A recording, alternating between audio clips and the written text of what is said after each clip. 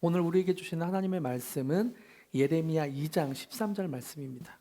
예레미야 2장 13절 말씀을 화면을 보면서 성경을 보면서 함께 읽겠습니다. 시작.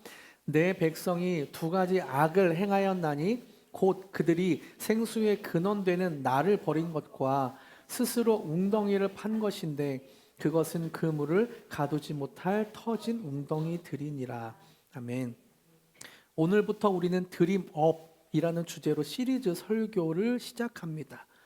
이 드림업이라는 제목에는 중의적인 의미가 담겨 있는데요. 먼저 한국어로 드림, 나의 마음을 하나님께 드린다, 드린다는 의미가 있고요.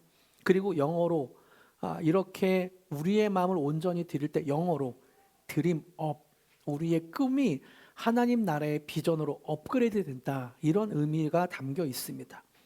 그래서 이 시리즈 설교의 부제가 주님 한 분만으로 충분합니다. 이죠. 앞으로 6주 동안 계속 이어질 텐데 어떤 것이 있는지 한번 화면을 봐주세요. 오늘이 인간은 추구하는 존재입니다. 그리고 그 다음 주는 돈의 뿌리를 찾아서, 그 다음 주 인정, 명예와 인간관계, 그 다음 주 권력과 자기주도적인 삶, 그 다음 주 쾌락과 기쁨 사이에서, 그 다음 주 인간은 예배하는 존재입니다. 이렇게 6주 동안 함께 말씀을 나누려고 합니다. 6주 동안 말씀이 진행되는 동안 우리의 삶이 진짜로 우리의 마음을 하나님께 드려서 하나님 나라의 비전으로 업그레이드 되는, 우리의 꿈이 하나님의 꿈으로 업그레이드 되는 일이 있길 축복합니다. 말씀을 시작하면서 여러분에게 질문을 하나 드리고 싶어요. 여러분 행복하신가요? 여러분 진짜 행복하십니까? 좀 어색하게 웃으시는 분도 있고 고개를 떨구시는 분도 계신데요. 사실 우리 인생은 행복을 얻기 위해 살아간다고 해도 과언이 아닌 것 같아요. 아이들이 코피를 쏟아가며 공부를 하는 이유가 무엇입니까? 자신이 원하는 대학에 가면 행복할 것 같아서. 우리가 직장에서 상사에게 치이면서도 아침에 출근하는 이유는 무엇입니까? 가족의 행복을 위해서. 밤잠을 못 자며 아이를 키우고 또 악착같이 돈을 벌고 아껴서 차를 사고 집을 사는 이유는 무엇입니까? 결국 만족과 행복 때문이죠. 혹시 어떤 분은 이렇게 말씀하실지도 모를 것 같아요. 에이 목사님, 저는 큰 행복 바라지 않아요. 그냥 오늘 힘들지만 않았으면 좋겠어요. 여러분, 그런데 이 말조차도 사실은 힘든 것이 싫고 행복해지고 싶다는 간절한 마음의 표현이죠. 인간은 누구나 행복해지고 싶어 합니다. 그리고 이 행복을 쫓기 위해서, 행복해지기 위해서 무언가를 계속 추구하며 살아가죠. 그런데 여러분, 다시 한번 물어볼게요. 여러분은 행복하십니까? 우리의 인생이 정말 행복하십니까? 이 질문에 자신 있게 네 목사님, 저는 정말 행복합니다. 제 인생은 너무나 행복합니다. 라고 답하실 분은 그렇게 많지는 않을 것 같아요. 행복해지려고 그렇게 열심히 인생을 살지만 저 신기루를 쫓는 것 같은 느낌을 받을 때가 많죠. 오늘 본문인 예레미야 2장 13절은 우리 인생이 왜 이토록 행복감이 없고 무언가를 계속 쫓아야만 되는지를 말씀에서 근원적인 이유를 설명해 주고 있습니다. 예레미야 2장 13절 다시 한번 읽어볼까요? 시작. 내 백성이 두 가지 악을 행하였나니 곧 그들이 생수의 근원되는 나를 버린 것과 스스로 웅덩이를 판 것인데 그것은 그 물을 가두지 못할 터진 웅덩이들이니라. 내 백성이 두 가지 악을 행했다. 두 가지 악이 있다. 그 악이 뭐냐? 첫 번째 악은 생수의 근원, 행복의 근원, 만족의 근원되는 하나님을 버린 것과, 두 번째로 그 물을 스스로 웅덩이를 팠다. 자기 스스로 만족과 행복을 쫓기 위해서 계속해서 웅덩이를 팠다. 그것은 터진 웅덩이이다. 이 두 가지 악을 행하고 있다라고 성경은 말하고 있는 거죠. 여러분, 우리는 행복이라는 물을 얻기 위해 평생 삽질을 하며 웅덩이를 팝니다. 이 정도 깊이면 물이 나오겠지? 이만큼 내가 파면 내 갈증은 해소될 거야. 그러면서 돈이라는 웅덩이, 명예라는 웅덩이, 성공이라는 웅덩이, 관계라는 웅덩이를 계속해서 파죠. 근데 성경은 충격적으로 말합니다. 그 웅덩이는 터진 웅덩이다. 너의 마음을, 너의 행복을 줄 수 있는 웅덩이가 아니다. 아무리 물을 깊이 파도 물을 담아내지 못하고 다 새어나간다. 우리 주변을 보면 이런 안타까운 모습들이 많이 있는 것 같아요. 한 권사님은 평생 자녀 하나 잘 되는 것만 보고 사셨습니다. 자녀가 명문대에 가고 대기업에 취업했을 때, 와, 이제 내 인생에 웅덩이에 물이 가득했다, 행복하다라고 고백했다고 합니다. 근데 자녀가 결혼을 하고 연락이 뜸해지자 그 웅덩이는 순식간에 말라버렸습니다. 공허함, 내가 너를 어떻게 키웠는데 라는 배신감, 그 웅덩이가 터져버린 거죠. 우리가 하나님이 아닌 다른 것들로 인생을 채우려 할 때 우리는 반드시 이런 터진 웅덩이를 경험하게 될 것입니다. 이렇듯 우리 인생의 모든 활동에는 행복해지고 싶다는 갈망이 있습니다. 그래서 우리는 무언가를 계속 추구해요. 팀 켈러 목사님은 내가 만든 신이란 책에서 이런 인간의 본성을 말하고 있습니다. 이 책을 읽기 전에, 책 내용을 읽기 전에 잠깐 설명을 드리면 6주 동안 우리가 함께 나누는 그 말씀 내용은 팀 켈러 목사님의 내가 만든 신이라는 책 내용 중에서 중간중간을 발췌한 내용들이 많이 들어있습니다. 이 책을 읽어보시면 6주 동안의 설교 내용이 깊이 있게 더 다가올 거예요. 이 책이 전에 쓰였던 책, 다른 번역자의 책이 거짓 신들의 세상이라는 책이 있는데요. 이 책이 있는 분들은 내가 만든 신은 사지 않아도 됩니다.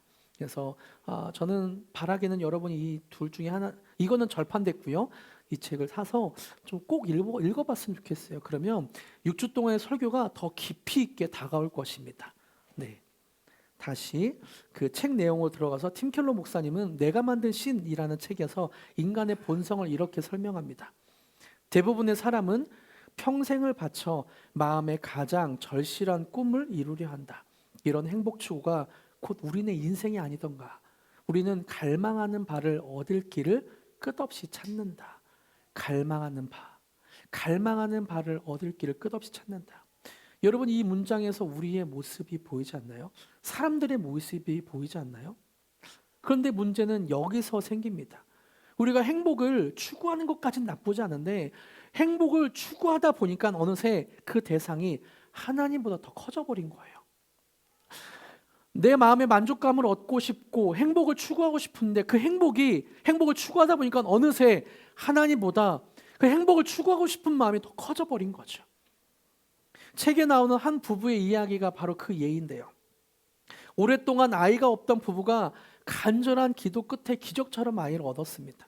얼마나 행복했겠습니까? 오랜만에 얻은 아이, 정말 간절하게 기도하고 얻은 아이. 그런데 문제는 그 다음이었습니다. 자녀가 너무 소중한 나머지 자녀에게 완벽한 삶을 선물해주고 싶어서 과보호하고 통제하기 시작합니다. 자녀의 성적에 부모의 행복이 통째로 흔들립니다. 자녀의 행동에 부모의 마음이 오락가락하는 거죠. 결국 자녀는 정서적인 문제를 겪게 되었고 행복을 꿈꿨던 가족은 지옥으로 변해갔습니다. 팀 켈러 목사님은 이 비극의 핵심을 이렇게 꼬집어요. 부부는 자녀를 너무 많이 사랑한 게 아니라 자녀와의 관계에서 하나님을 너무 적게 사랑한 것이다. 자막이 있을 텐데요. 한번 보여주시겠어요? 부부는 자녀를 너무 많이 사랑한 게 아니라 자녀와의 관계에서 하나님을 너무 적게 사랑한 것이다. 그 대상을 너무 사랑한 나머지 하나님께 드려야 할 그 사랑까지도 바뀌게 된 것이죠. 하나님만이 주실 수 있는 의미와 가치를 자녀에게 찾으려 하니 그 무게를 견디지 못한 자녀가 으스러지게 된 것입니다. 그 감정이 상하고 정서적인 문제가 생기게 된 거예요. 성경은 이런 상태를 정확하게 지적합니다. 로마서 1장 23절부터 25절까지 자막을 우리말 성경으로 준비했는데요. 같이 한번 읽어볼까요? 시작. 썩지 않는 하나님의 영광을 썩어질 사람이나 새나 짐승이나 기어다니는 동물의 우상으로 바꾸었습니다. 그러므로 하나님께서는 그들이 마음의 정욕대로 살도록 더러움에 내버려 두시니 그들은 서로의 몸을 욕되게 했습니다. 그들은 하나님의 진리를 거짓과 바꾸고 창조주 대신 피조물을 경배하고 섬겼습니다. 하나님께서는 영원히 찬양받으실 분이십니다. 아멘. 여러분, 행복을 추구하다 보니까 하나님을 잊게 되었고, 그 자리에 사람이든 동물이든 어떤 모양이든 우상을 세운 것이다. 하나님은 그 마음을 그대로 내버려 두셨다. 그래서 사람들은 하나님의 진리를 거짓으로 바꾸고 창조주 대신 피조물을 경배하고 섬기게 되었다. 로마서는 분명히 말하고 있어요. 그래서 존 칼빈은 인간의 마음은 끊임없이 우상을 만들어내는 우상 공장이다라고 표현했습니다. 우리의 마음은 우상을 만들어내는 우상 공장과 같습니다. 여러분, 우리 마음에 어떤 우상 공장이 있습니까? 하나님을 대체해서 어떤 만족감을 쫓고 있고 어떤 행복을 쫓고 있습니까? 우리가 생각하는 우상은 불상이 아니에요. 하나님이 주신 선물, 자녀, 돈, 성공, 어떤 이런 것들, 하나님이 주신 선물이 더 크게 보일 때 그게 우상이 된다는 거예요. 더 중요하게 생각될 때 그것이 우리 삶의 우상이 되기 시작한다는 거죠. 내 마음의 공장에서 만들어진 우상들은 생각보다 훨씬 교묘하게 우리의 삶에 침투해 있습니다. 그리고 훨씬 교묘하게 우리를 속이면서 괜찮다라고 이야기하고 있어요. 그렇다면 하나님은 우리가 이 우상들을 어떻게 대하기를 원하실까요? 하나님은 우리가 이 우상을 어떻게 바라보기를 원하실까요? 출애굽기 20장 3절, 너는 나 외에는 다른 신들을 내게 두지 말라. 하나님은 분명히 말씀하고 있습니다. 10계명에서 첫 계명인데요, 가장 먼저가 되는 계명인데요, 너는 나 외에는 다른 신들을 내게 두지 말라. 하나님은 하나님 외에 다른 신들을 마음에 두지 말라고 말씀하십니다. 여기서 말하는 다른 신은 무엇일까요? 다른 신, 이어서 출애굽기 20장 4절과 5절에서는 다른 신을 설명하고 있어요. 같이 읽어볼게요. 시작. 너를 위하여 새긴 우상을 만들지 말고 또 위로 하늘에 있는 것이나 아래로 땅에 있는 것이나 땅 아래 물속에 있는 것에 어떤 형상도 만들지 말며 그것들에게 절하지 말며 그것들을 섬기지 말라. 나 내 하나님 여호와는 질투하는 하나님인즉 나를 미워하는 자의 죄를 갚되 아버지로부터 아들에게로 3, 4대까지 이르게 하거니와. 여러분, 성경에서는 출애굽기 20장 4절에서는 우상에 대해서 말하고 있어요. 어떤 건가요? 또 위로 하늘에 있는 것이나 아래로 땅에 있는 것이나 땅 아래 물속에 있는 것, 이 세상의 모든 것이 우상이 될 수 있다라고 말하고 있는 거예요. 팀 켈러 목사님은 그래서 그 리스트를 이렇게 표현하고 있는데요. 자막 보여주세요. 가정과 자녀, 직업과 돈벌이, 성취와 평론가들의 호평, 체면과 사회적 지위가 다 우상이 될 수 있다. 로맨틱한 이성관계, 업계의 인정, 안전하고 평안한 환경, 외모나 두뇌, 정치나 대외의 명분, 도덕과 가치관, 심지어 기독교 사역에서 성공하는 것도 다 우상이 될 수 있다. 하나님보다 그 자리를 더 중요하게 생각한다면 다 우상이 될 수 있다는 거예요. 우리가 하나님께서 우리에게 주신 것, 하나님께서 우리에게 선물로 주신 것이지만 우리가 그것을 더 중요하게 여기게 된다면 우상이 된다는 거죠. 무엇이든 우리를 지배하는 것이 우리 인생의 주인이고 우상이 됩니다. 성경의 역사는 사실 이 우상과 싸우는 역사였어요. 성경을 찬찬히 한번 보세요. 계속해서 우상과 싸우는 이야기들이 계속 수두룩하게 나옵니다. 이 생생한 이야기들은 우상이 우리의 삶에서 어떻게 전개되는지를 계속 보여줘요. 성경 속에서 이 우상의 문제를 가장 정면으로 다루었던 한 사람이 나옵니다. 믿음의 조상이라고 하는 아브라함. 믿음의 조상이라고 하는 아브라함은 우상이 될 뻔한 상황이 있었어요. 하지만 하나님은 아브라함을 시험하시고 그 우상을 내려놓는 시험으로 이기게 하시죠. 여러분, 아브라함에게 평생 소원이 무엇이었습니까? 아브라함의 평생 소원, 상속자 아들을 갖게 되는 것이죠. 자신의 유산을 이어줄 아들을 갖는 것이었습니다.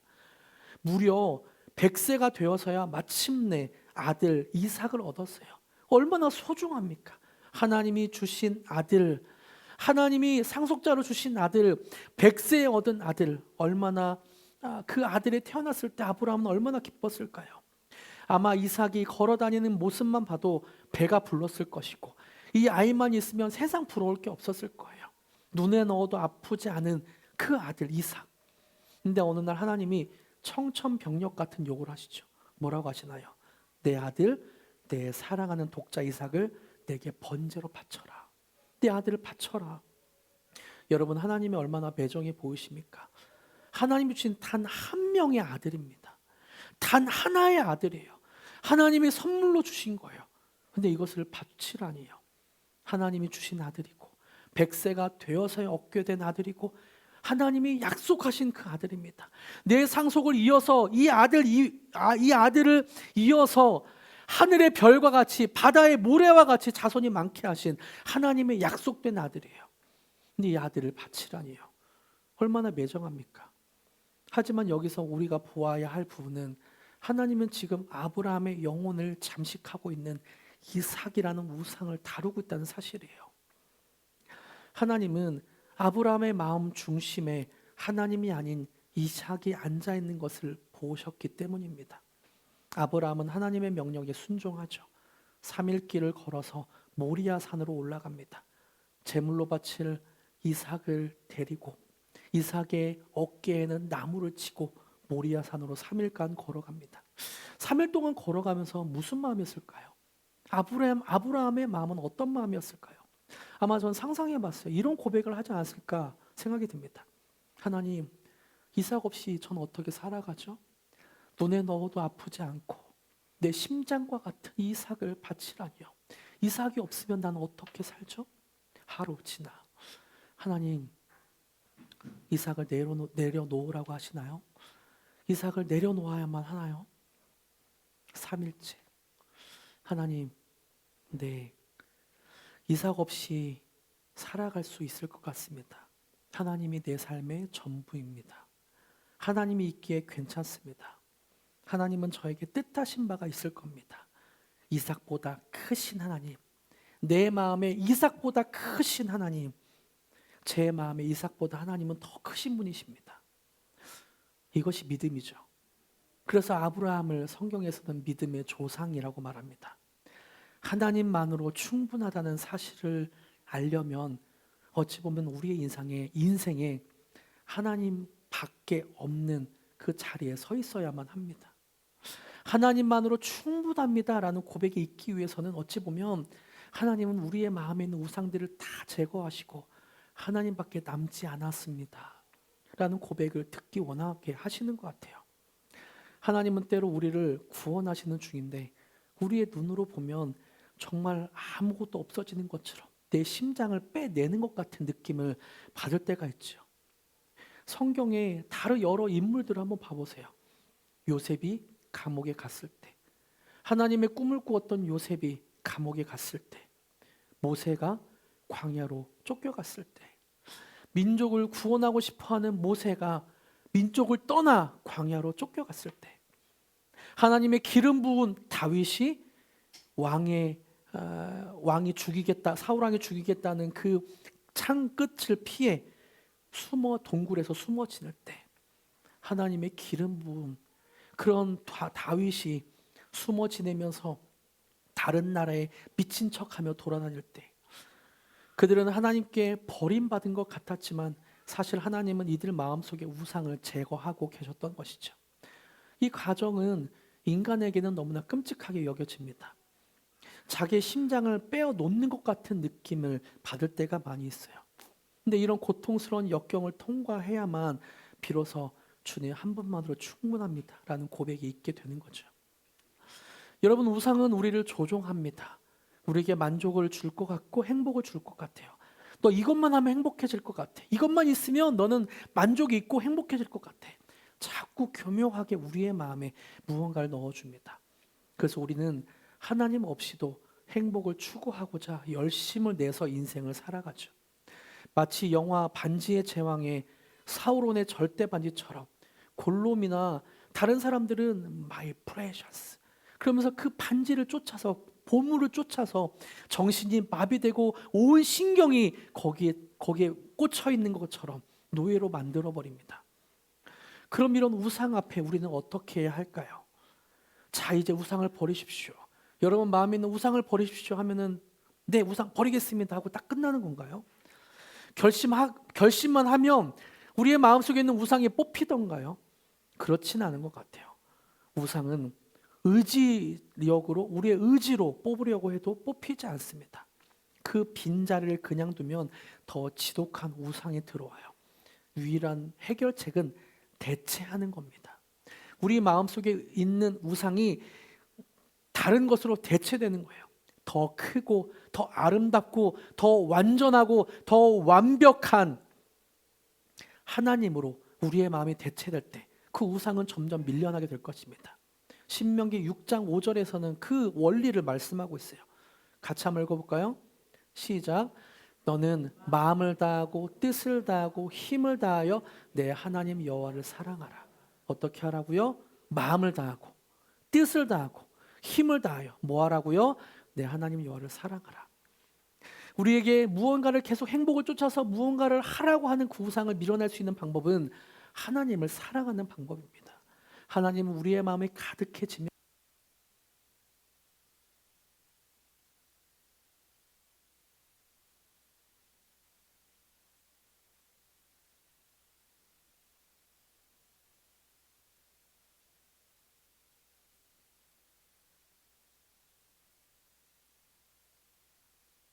테스트. 네, 마이크가 조금 이상한데요. 네, 하나님이 우리의 마음을 가득 채움 어디까지 좀 맞나요? 그러니까 하나님이 우리의 마음을 가득 채우면 그 우상들은 점점 밀려나게 됩니다. 이 말씀을 하나님을 사랑하라라고 하는 이 말씀은 우리를 힘들게 하려고 하는 짐이 아닙니다. 이것이야말로 우리가 가장 행복해질 수 있는 유일한 길이기 때문에 하나님이 그렇게 하라는 거예요. 우리가 가장 행복해질 수 있는 길이기 때문에 사랑하라고 하는 길입니다. 가짜 신의 정체를 폭로하고 그 자리에 나를 위해 모든 것을 내어주신 진짜 주인, 나를 위해 자신의 목숨까지 내어주시고 모든 것을 내어주신 예수 그리스도를 모실 때 우리의 마음이 가득 차게 된다라고 말하는 거죠. 내가 만든 가짜 신을, 거짓 신을 하나님 아래로 강등시키고 주님을 높일 때 우리는 비로소 진짜 자유를 얻게 됩니다. 진짜 행복감을 얻게 돼요. 우리는 흔히 내가 짓는 죄를 행동으로만 생각할 때가 있습니다. 죄라고 하면 흔히 행동으로 여겨요. 도둑, 강도, 비리 이런 행동으로 짓는 죄를 떠올리죠. 하지만 죄는 더 깊은 모습이 있습니다. 이해를 돕기 위해 나무를 한번 생각해 보세요. 행동으로 짓는 죄는 열매입니다. 열매를 딴다고 해서 그 나무의 열매가 다음 해에도 열리지 않을까요? 똑같이 다음 해에도 열립니다. 죄는 열매를 딴다고 해서 그 다음에 또 다른 죄에 대한 열매를 맺게 돼요. 그 마음에 있는 뿌리를 제거해야 죄가 열매 맺지 않게 되죠. 진짜 원인은 땅속 깊이 박혀 있는 뿌리입니다. 우리의 마음 깊은 곳, 그 뿌리에 하나님보다 더 사랑하는 가짜 신이 떡하니 버티고 있으니 겉모습을 아무리 그럴싸하게 꾸며도 우리 인생의 갈증은 해결되지 않는 거예요. 우리 마음에 가짜 신, 우상이 마음에 또아리 트고 있으니까 우리는 계속해서 열매로 다른 죄들을 짓고 있게 되는 거죠. 우리가 정성을 다해 만든 그 가짜 신들은 결국 결정적인 순간에 우리를 배신하게 됩니다. 하지만 우리를 만드신 진짜 하나님은 결코 우리를 배신하지 않으세요. 우리의 마음에 참된 평안과 은혜와 기쁨과 행복을 주시는 분이죠. 성경은 그 놀라운 사랑을 이렇게 표현합니다. 고린도후서 8장 9절 같이 읽어보겠습니다. 시작. 우리 주 예수 그리스도의 은혜를 너희가 알거니와 부요하신 이로써 너희를 위하여 가난하게 되심은 그의 가난함으로 말미암아 너희를 부요하게 하려 하심이라. 우리 마음에 무언가를 쫓고 있는 가난함이 있다면 예수님이 말씀하시는 거예요. 예수님이 직접 가난해지셔서 우리의 마음을 부유하게 하신다. 우리가 가난하게 될 때 예수님이 우리를 부유하게 하시려고 예수님이 가난해지셨다. 이 압도적인 사랑이 우리 마음의 우상을 밀어내게 해야 합니다. 내 의지로 우상을 뿌리 뽑아야지 하고 끙끙대지 마시길 바랍니다. 대신 나를 위해 하늘의 모든 보물을 버리고 이 땅에 오셔서 가장 가난해지신 예수님을 묵상하십시오. 예수님의 그 큰 사랑을 우리의 마음의 빈잔에 가득 채우시길 축복합니다. 우리의 마음이 예수님으로 가득 채워질 때 우리의 마음에 있던 우상들은 점점 밀려나게 될 거예요. 우상은 억지로 버리는 게 아니라 예수님의 더 큰 사랑으로 그렇게 밀어내는 겁니다. 진정으로 우리를 부유하게 하실 분은 누구입니까? 진정으로 우리의 마음을 행복하게 하고 채워주시는 분 누구입니까? 돈입니까? 명예입니까? 권력입니까? 성공입니까? 아닙니다. 오직 예수 그리스도. 예수 그리스도. 그분은 온 우주의 주인이신 가장 부유한 분이셨지만 터진 웅덩이를 고치기 위해 스스로 가장 가난한 자가 되셨습니다. 십자가에서 물과 피를 다 쏟으셨어요. 왜요? 예수님이 왜 십자가에서 물과 피를 쏟으셨나요? 생수의 근원이신 그분이 말라 비틀어진 웅덩이에서 버림받아서 우상을 숭배하며 목말라 하던 우리의 인생을 구원하시기 위해, 목말라하며 세상의 것들을 우상으로 섬기며 쫓고 있는 우리를 구원하시기 위해, 생수를 주시기 위해 우리를 위해서 십자가에 고난 당하셨죠. 여러분, 하나님을 사랑한다는 것은 단순히 종교적인 열심을 내는 것이 아닙니다. 나를 위해 모든 것을 내어주신 그 압도적인 사랑에 감격해서, 나를 사랑한다는 그 압도적인 십자가 사랑에 감격해서 내 마음의 자리를 기꺼이 예수님께 드리는 것, 내 마음의 자리를 기꺼이 주님께 드리며 주님 한 분만으로 충분합니다 라고 고백하는 것, 이것이 신앙이라는 거죠. 여러분, 말씀을 맺겠습니다. 한 소년이 정성껏 돛담배를 만들었다고 합니다. 그런데 개울가에서 놀다가 그 배를 잃어버렸다고 해요. 며칠 후 소년은 길을 걷다가 어떤 중고가게 창문으로 자기가 만든 돛담배가 발견되었습니다. 그래서 중고 그 상에 가서 이거 내가 만든 거예요, 주세요 라고 했지만 그 주인은 이거 아니다, 이건 내가 샀기 때문에 절대로 너에게 그냥 줄 수 없다 라고 돌려보냈습니다. 그 아이는 잘 때에도 돛담배가 계속 생각나는 거예요. 자기가 만들었기 때문에 너무나 애착이 갔고 사랑했거든요. 그래서 심부름하고 아르바이트해서 돈을 모았습니다. 마침내 그 중고 상가에 가서 돈을 지불하고 돛담배를 사왔어요. 그리고 이렇게 말하는 거예요. 배야, 이제 넌 진짜 내 거야. 내가 널 만들었고 너를 다시 내가 사왔어. 값을 지불했어. 우리 주님이 여러분 한 분 한 분에게 하시는 말씀입니다. 하나님은 여러분을 만드셨을 뿐만 아니라 여러분이 가짜 신들에게 팔려갔을 때 예수님의 생명으로 값을 치르고 여러분을 다시 사셨습니다. 여러분의 마음을 예수님이 십자가로 값을 치르고 다시 사셨죠. 이번 한 주간 우리 마음속 깊은 곳에 숨어있는 이삭이 무엇인지 정직하게 마주해 보십시오. 내 마음을 채우고 있는 이삭은 무엇인가? 하나님이 주신 선물이지만 내 마음을 채우고 있는 것은 무엇인가를 한번 들여다보세요.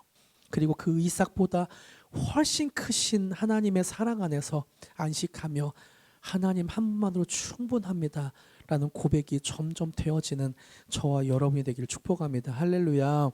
하나님 한 분만으로 충분합니다 고백하는 저와 여러분 되기를 축복합니다. 할렐루야. 함께 내가 주인 삼은 함께 찬양하기를 원합니다.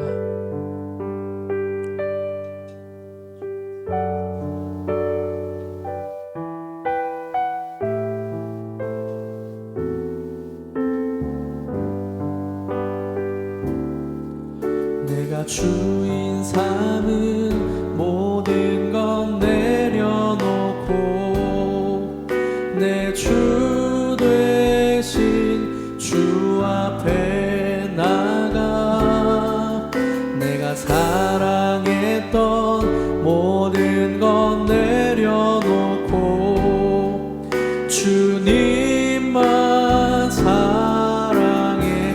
내가 주인 삼은 모든 건 내려놓고 내 주 되신 주 앞에 나가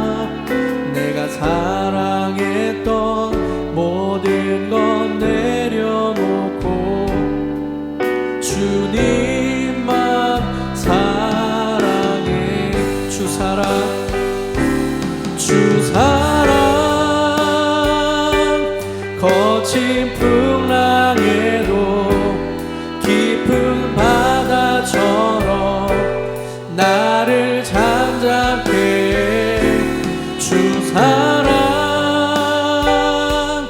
내 영혼의 반석 그 사랑 위에 다시 한번 내가 주인 삼은 모든 것 내가 주인 삼은 모든 것 내려놓고 내 주 되신 주 앞에 나가 내가 사랑했던 모든 것 내려놓고 주님만 사랑 주 사랑 주 사랑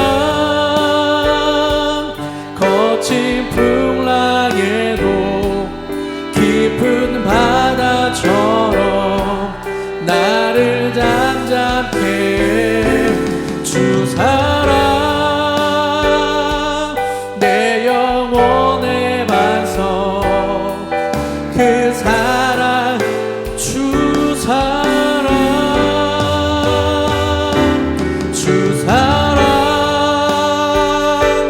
거친 풍랑에도 깊은 바다처럼 나를 잠잠케 주 사랑 내 영혼의 반석 그 사랑 다시 한번 주 사랑 선포하며 찬양합니다. 주 사랑 거친 풍랑에도 깊은 바다 나를 잠잠케 주 사랑 내 영혼의 반석 그 사랑 위에서 함께 기도하며 나아가기 원합니다.